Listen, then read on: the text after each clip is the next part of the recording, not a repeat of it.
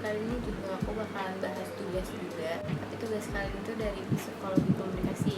Jadi sebelum ke videonya, tolong like sama subscribe ya teman-teman, karena like sama subscribe dari kalian menentukan nilai aku. Jadi tolong bantu aku biar aku dapat nilai yang baik. Oke?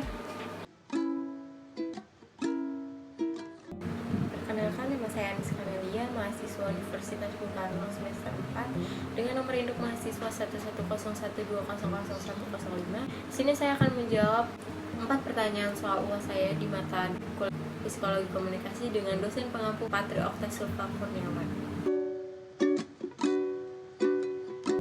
Masuk ke soal yang pertama, komunikasi itu efektif apabila terjadinya penerimaan yang cermat oleh komunikan pada pesan sebagaimana yang komunikator sampaikan. Untuk mencapai efektif itu sendiri, komunikator perlu menguraikan isi pesan secara jernih, menjelaskan konsep-konsep yang penting yang mungkin belum pernah dipahami oleh orang, dan menghindari istilah-istilah tertentu yang bisa dipahami secara berbeda oleh komunikan. Nah, yang kedua, komunikasi itu dikatakan efektif apabila ia membangun rasa senang di antara komunikan dan komunikator. Contohnya gini, kayak yang melakukan say hello atau bertanya kabar, mengucapkan selamat ulang tahun, atau mengucapkan turut berbela-sungkawa.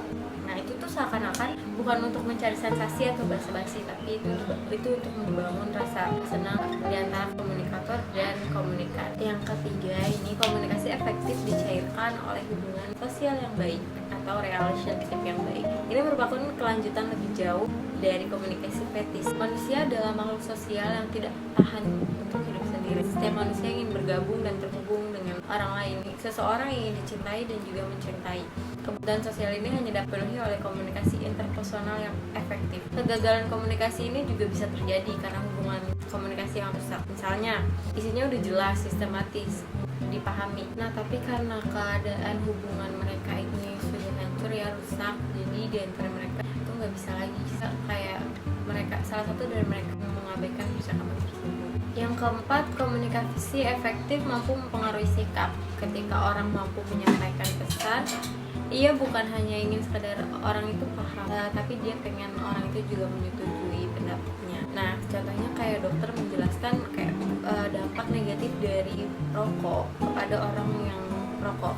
Secara sistematis mungkin mereka menyetujui obrolan bersama dokter, tapi jika orang itu tetap menyukai rokok, berarti komunikasi yang dilangsungkan itu tidak efektif. Yang kelima, komunikasi efektif adalah komunikasi yang menimbulkan tindakan. Tindakan ini adalah hasil dari kumulatif seluruh proses komunikasi.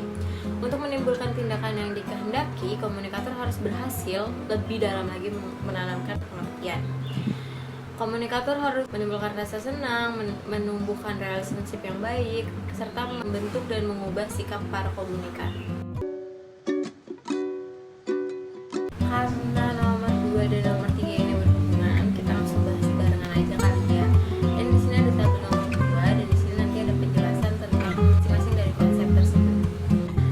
Di konsep yang pertama ini berasal dari alam bawah sadar dirinya, keyakinan, rasa takut, rasa senang, keinginan yang tidak ia sadari itu berasal dari alam bawah sadar dirinya dan itu mempengaruhi perilakunya.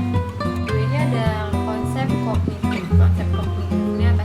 Konsep kognitif ini merupakan reaksi terhadap behaviorisme dan sebagainya, lagi kembali kepada kognitif dari psikologi, di mana memandang bahwa ilmu perilaku dan proses mental asumsi yang digunakan adalah manusia bersifat aktif yang menafsirkan stimuli secara tidak otomatis, bahkan mendoktrin lingkungan sendiri. Yang ketiga ini ada konsep behaviorisme. Apa sih behaviorisme ini? Dalam psikologi ini timbul sebagai perkembangan dari psikologi pada umumnya. Behaviorisme ini hanya menganalisa perilaku yang bisa diukur, dilukiskan, dan diramalkan saja. Teori ini dikenal sebagai teori belajar karena menurut mereka seluruh perilaku manusia adalah hasil dari belajar. Yang terakhir ini ada konsep humanistik. Kalau menurut saya sendiri, aliran ini itu menganggap manusia itu selalu berusaha menjadi lebih baik. Tapi memang seharusnya seperti itu. Tapi terkadang manusia lupa untuk menjadi apa adanya mereka gitu. Masuk ke pertanyaan terakhir. Nah, yang pertama itu ada faktor ekologis ya, keadaan alam mempengaruhi gaya hidup dan perilaku. Yang kedua itu ada faktor rancangan dan arsitektural. Suatu tatanan ruangan terbukti mempengaruhi pola perilaku yang terjadi. Contohnya ketika seseorang masuk ke ruangan yang lebih rapi, seperti gedung-gedung atau yang lebih rapi dari rumahnya, kita akan lebih sopan dan lebih ramah. Faktor yang keempat ada faktor temporal, pengaruh waktu terhadap bioritma manusia. Contohnya pada saat kita kuliah di pagi hari akan lebih fresh daripada kita kuliah di malam hari. Segitu aja videonya. Maaf kalau ada kata-kata yang kurang tertata dengan baik. Semoga bisa menambah wawasannya sedikit. Jangan lupa like sama subscribe, dan sampai jumpa di tugas-tugas selanjutnya.